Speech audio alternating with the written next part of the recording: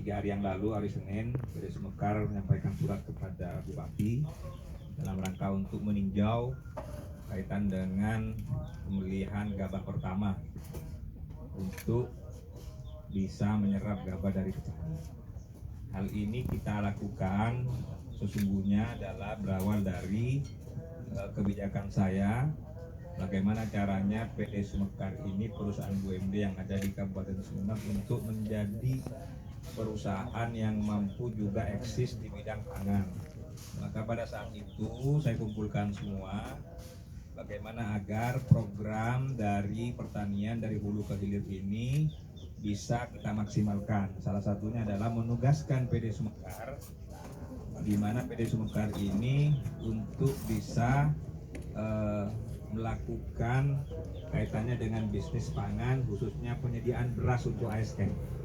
Nah, penyediaan beras ASN ini kita atur di peraturan Bupati. Akan tetapi ada harapan dari Bupati bahwa beras yang diberikan kepada ASN itu harus dari gabah petani yang ada di Kabupaten Sumeneb. Maka pada saat inilah PD Sumekar sudah berapa kali? 3 kali ya? 3 kali mengirimkan beras untuk ASN ya, melalui pergub yang diatur dengan skema dipotong di TBP. Walaupun memang tidak semua ASN menyatakan untuk surat kesediaannya masih. Ya. Tapi artinya memang menunggu proses untuk meyakinkan ASN bahwa beras yang diproduksi oleh PD Sumekar itu berasnya kualitasnya baik dan layak untuk dikonsumsi. Maka dengan pergub yang kita keluarkan, kami berharap agar program yang ada di pertanian, khususnya yang berkaitan dengan aplikasi Sipapa, dengan e-commerce yang ada, saya minta agar seluruh gabah yang ada di Kabupaten Sumeneb pasca panen itu harus diupload di e-commerce tadi, sehingga PD Sumekar bisa tahu keberadaan gabah posisinya gimana, untuk nanti PD Sumekar membeli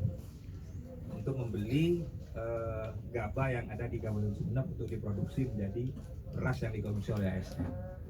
Nah ini sehingga pada akhirnya pemerintah daerah mensupport apa yang menjadi kebijakannya, khususnya adalah pertanian dari hulu ke hilir.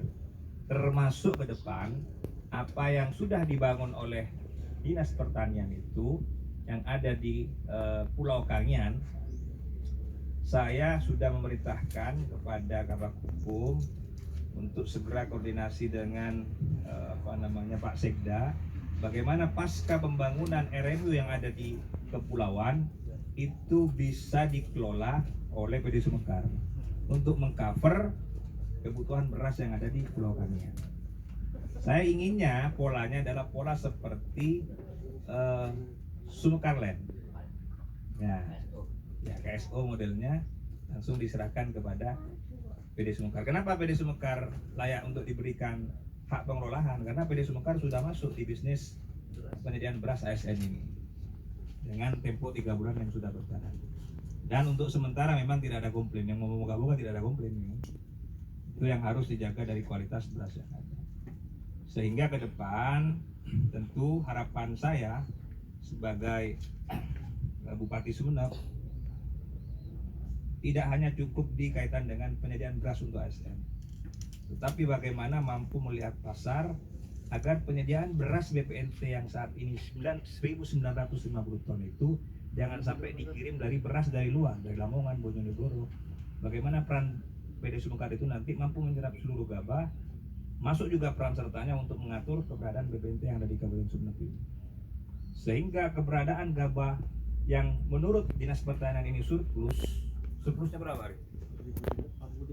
43.000 ton. Ini mampu diserap oleh PD Sumekar untuk dijadikan beras yang layak untuk BPNT, sehingga mampu mensupport bekerja sama dengan pemain-pemain yang sudah ada.